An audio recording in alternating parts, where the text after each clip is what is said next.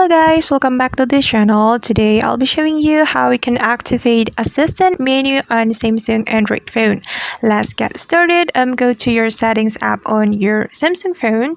Then you have to choose accessibility option. It's right here. Just click on it. Then you have to choose interaction and dexterity right here.